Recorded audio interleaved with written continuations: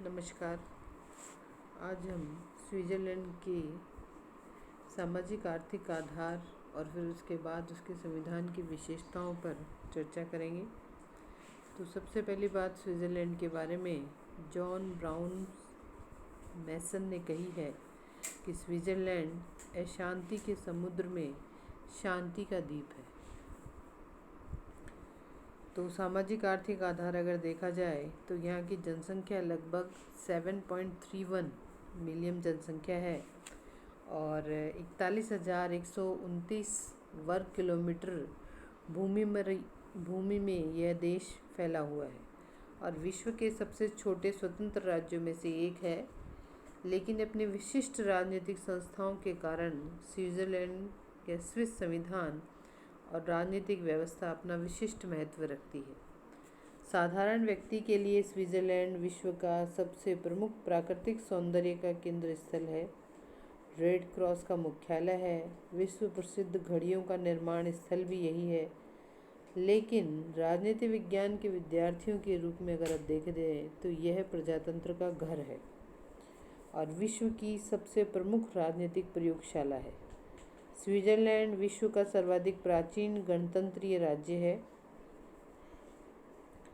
रेपॉर्ड ने तो यहाँ तक कहा है कि स्विट्ज़रलैंड युगों से गणराज्य रहा है। स्विस नागरिक न केवल वंशानुगत राजा वरन एक निर्वाचित प्रधान को भी पूर्ण शक्ति प्रदान करने के विरुद्ध ही रहे हैं और इस गणतंत्रीय भावना की प्रबलता के कारण ही उनके द्वारा एकल कार्यपालिका के स्थान पर बहुल कार्यपालिका को अपनाया गया है। स्विस लोकतंत्र के नागरिकों को राजनीतिक व्यवस्था में भाग लेने की जितनी सीमा तक शक्ति प्रदान की गई है उतनी सीमा तक किसी अन्य लोकतंत्र में नहीं की गई है। अगर हम अब स्विट्ज़रलैंड की सामाजिक व्यवस्था पर बात करें तो स्विट्ज़रलैंड विविधता में एकता का देश है। सभी जानते हैं इसके बारे में। 74% लोग यहाँ जर्मन हैं, 20% लोग फ्रेंच हैं और 5% इटालियन हैं और 1% रोमन भाषी लोग यहाँ रहते हैं। और इसी प्रकार से यहाँ 58% लोग प्रोटेस्टेंट हैं, 40% रोमन कैथलिक हैं, 1% यहूदी हैं और 1% ही अन्य हैं। सभी धर्मों की धार्मिक सहिष्णुता और एक दूसरे के प्रति सम्मान को इतने गहरे रूप में अपना लिया है कि इन धार्मिक भेदों ने राष्ट्रीय एकता को निर्बल करने के बजाय सुदृढ़ ही किया है। भाषाई और धार्मिक भेदों के कारण विवाद और फूट उत्पन्न न होने का एक कारण यह भी है कि एक ही धर्म के अनुयायियों की भाषा अनेक हैं, एक ही भाषा बोलने वाले विविध धर्मों के अनुयायी हैं। इसके अंतर्गत कैंटोनों की सीमाएं भी धर्म और भाषा के और क्षेत्रों की सीमाओं से भिन्न है। इस प्रकार अगर देखा जाए, जैसा कि ब्रुक्स कहते भी हैं, स्विट्ज़रलैंड में ये देखा गया है कि उन लोगों में भी घनिष्ठ सहयोग की भावना हो सकती है जो कभी राजनीतिक दृष्टि से परस्पर स्वतंत्र थे और आज भाषा और धर्म के द्वारा व्यापक रूप से विभाजित हैं। सामाजिक व्यवस्था में दूसरी बात जो आएगी वो है सुसंस्कृत और व्यावहारिक दृष्टिकोण से संपन्न समाज। स्विस समाज एक अत्यधिक सुसंस्कृत समाज है। स्विस लोग सामाजिक जीवन, आर्थिक जीवन, राजनीतिक जीवन के सभी क्षेत्रों में शालीनतापूर्ण ढंग से मर्यादित तौर तरीकों से जीवन यापन करते हैं। और स्विट्ज़रलैंड में जो संघीय सभा है वो बड़ी ईमानदारी से कार्य करने वाली संस्था है जो शांति और देश प्रेम से प्रभावित होकर अपना कार्य संपन्न करती है। सभा के सदस्य व्यर्थ के ओजस्वीपूर्ण भाषण नहीं देते हैं बल्कि और ना ही ऐसे भाषणों की प्रशंसा करते हैं। वे तो व्यवहार में अपना कार्य कुशलतापूर्ण ढंग से संपन्न करने से संबंध रखते हैं। फिर इसके बाद हम बात करें सामाजिक व्यवस्था की तो स्विस लोगों का जो चरित्र है वो लोकतंत्र का सर्वश्रेष्ठ उदाहरण है। ये लोग बड़े शांति प्रिय हैं, एक दूसरे के विचारों का सम्मान करते हैं। इनमें सूझबूझ, विनम्रता और सहिष्णुता कूट कूट कर भरी है। ये लोग राजनीति को एक गंभीर विषय मानते हैं तथा बिना किसी आवेश और स्वार्थ के उसका संचालन भी करते हैं। सामान्यतः सभी पक्ष इस बात को स्वीकार करते हैं कि स्वतंत्र विचार, गंभीर व्यवहारिक निर्णय, उदारवादी तथा भावना के प्रभाव में न बहने वाले जितने श्रेष्ठ नागरिक स्विट्जरलैंड में हैं उतने और किसी भी देश में मिलने दुर्लभ हैं।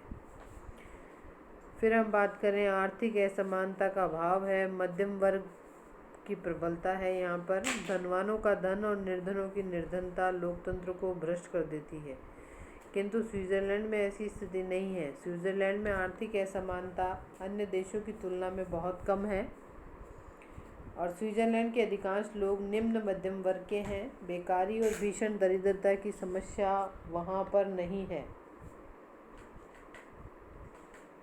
तथा स्विट्जरलैंड के अधिकांश लोग निम्न मध्यम वर्ग के हैं और न ही जनता की आर्थिक शक्ति के प्रति असंतोष और रोष है। धनी मानी वर्ग भी है, लेकिन यह वर्ग ऐसे संपत्ति से पीड़ित नहीं है, अहंकार से पीड़ित नहीं है जो निम्न वर्ग और मध्यम वर्ग से दूर धकेल देता है। सामाजिक जीवन में मध्यम वर्ग की प्रबलता स्विट्जरलैंड में लोकतंत्र की सफलता का एक बड़ा कारण है। फिर तीसरी बात की जाए कि उग्र दलबंदी का यहाँ अभाव है, व्यावसायिक राजनीतिज्ञों का भी यहाँ पर अभाव है। और ये जो हीरो वर्कशिप की अवधारणा कार्य कर रही है वो स्विट्जरलैंड में काम नहीं करती है, यानी वीर पूजा जिसे हम कहेंगे, हीरो वर्कशिप, किसी एक नेता को हीरो बना के उसको सबके सामने रखा जाए और फिर उसकी पूजा ही कर दी जाए, इतना उसको सम्मान और इतना अधिक उसको महत्व दिया जाए, ऐसी स्थिति स्विट्जरलैंड में नहीं है। लोकतांत्रिक जागरूकता है, कुछ विशेष नेताओं के प्रति जनता का पूर्ण समर्पण के भाव हो सकते हैं, परंतु साथ ही लोकतांत्रिक जागरूकता भी है। जनसभाएं, लोक निर्णय, आरंभक की व्यवस्था बनी हुई है। इसका प्रमुख कारण यह है कि जनता इन्हें बनाए रखने की तीव्र आकांक्षा रखती है।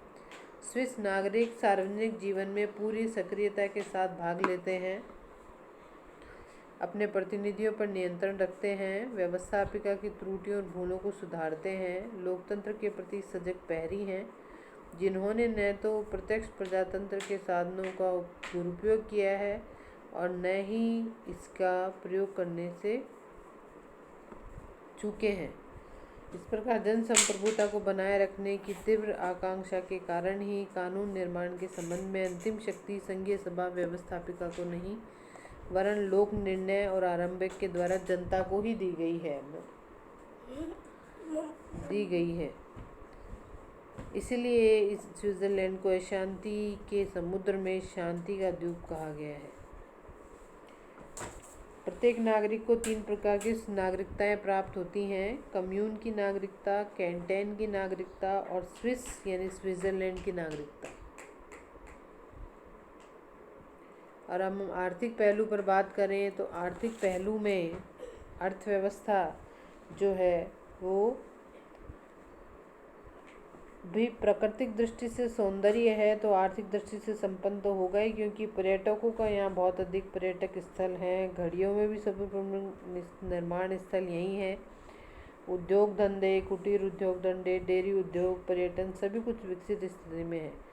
इस देश की आर्थिक व्यवस्था का सबसे प्रमुख लक्षण है उदारवादी अर्थव्यवस्था और लोक कल्याणकारी अर्थव्यवस्था की ओर प्रस्थान। स्विस संविधान पर उदारवादी दर्शन का भी प्रभाव रहा है। संविधान और राजनीतिक व्यवस्था का मूल दर्शन यही है कि जीवन के सभी क्षेत्रों में नागरिकों को अधिकतम संभव सीमा तक स्वतंत्रता प्राप्त होनी चाहिए। इस प्रकार अगर देखा जाए तो आज स्विट्जरलैंड में विश्व के अन्य देशों की तुलना में सामाजिक और आर्थिक दोनों दृष्टि से संपन्न राष्ट्र है। वो बच्चों और महिलाओं के स्वास्थ्य की रक्षा के लिए प्रबंध संभवतः इंग्लैंड, अमेरिका और पश्चिमी यूरोप के अन्य देशों की तुलना में कहीं उत्तम है। सभी कैंटोनों में निःशुल्क और अनिवार्य शिक्षा की व्यवस्था न केवल सिद्धांत में है वरन व्यवहार में भी लागू है। बीमारी, अंग भंग और वृद्धावस्था में राजकीय सहायता की व्यवस्था की गई है। सभी असहाय, लूले, लंगड़े, अंधे, अपाहिज व्यक्तियों के लिए राजकीय कोष से सहायता की जाती है। बेरोजगारी की स्थिति लगभग नहीं है। ये ऐसी स्थितियां हैं कि विश्व के अन्य देशों में के लिए अनुकरणीय है। स्विट्ज़रलैंड को लोकतंत्र का घर बनाने और इन सामाजिक और आर्थिक परिस्थितियों ने बहुत बड़ा सहयोग प्रदान किया है। अब इसके बाद हम बात करें कि स्विस संवैधानिक व्यवस्था के अध्ययन का महत्व क्या है। तो सबसे पहली बात तो लगभग 50 लाख जनसंख्या और 16,000 वर्ग किलोमीटर का देश स्विट्ज़रलैंड विश्व में सबसे छोटे राज्यों में से एक है, लेकिन अपनी विशिष्ट राजनीतिक संस्थाओं के कारण महत्वपूर्ण है। और इसमें ही अगर हम आ जाएं तो महत्व क्यों है, तो पहला तो विश्व का सर्वाधिक प्राचीन गणतंत्र यही है, oldest Republic of the world. Switzerland विश्व का सर्वाधिक प्राचीन गणतंत्री राज्य है। सन 1848 में संविधान द्वारा स्विट्ज़रलैंड में गणतंत्र की स्थापना हुई। उस समय वह आधुनिक विश्व का अकेला गणतंत्र था। 48 के पूर्व भी स्विट्ज़रलैंड में इस प्रकार का राजतंत्र नहीं रहा है जिस प्रकार का राजतंत्र इंग्लैंड और फ्रांस और सोवियत रूस में था। रॉबर्ट की माने तो यह स्विट्ज़रलैंड युगों में गणराज्य रहा है। स्विस नागरिक न केवल वंशानुगत राजा वरन किसी एक निर्वाचित प्रधान को भी पूर्ण शक्ति प्रदान करने के विरुद्ध में रहते हैं।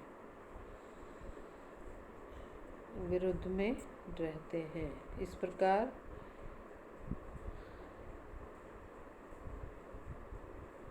विरुद्ध में रहते हैं। इस प्रकार गणतंत्र भावना की अत्यधिक प्रबलता के कारण ही उन्हें एकल कार्यपालिका के स्थान पर बहुल कार्यपालिका को स्थान दिया है। फिर इसके बाद हम बात करें सेकंड नंबर, प्रजातंत्र का आदर्श प्रतीक है। यहाँ पे प्रजातंत्र के जितने भी तरीके हैं, जैसे चाहे वो रेफरेंडम हो, जन निर्णय हो, चाहे वो आरंभक हो, चाहे रिकॉल हो, वो सभी यहाँ पर पाए जाते हैं और उनका उपयोग किया जाता है। विविधता में एकता है, वो तो मैं आपको बता ही चुकी हूँ कि अलग अलग जाति संप्रदाय के लोग हैं, जिनमें 74% जर्मन है, 20% फ्रेंच है, 5% इटालियन है और 1% रोमन है। स्थायी तटस्थता में अंतर्राष्ट्रीय राजनीति की दृष्टि से स्विट्ज़रलैंड अंतर्राष्ट्रीय स्थायी तटस्थता की नीति को अपनाता है। अशांति के समुद्र में बसने वाला सुखी द्वीप है ये। तो सभी जो समझौते हैं वियना के, यूएनओ के, वो सबको मानता है। संयुक्त राष्ट्र संघ की सदस्यता उन्होंने प्राप्त कर रखी है। फिर भी अगर देखा जाए तो इन्होंने पॉलिसी ऑफ नॉन अलाइनमेंट को भी अपनाया था।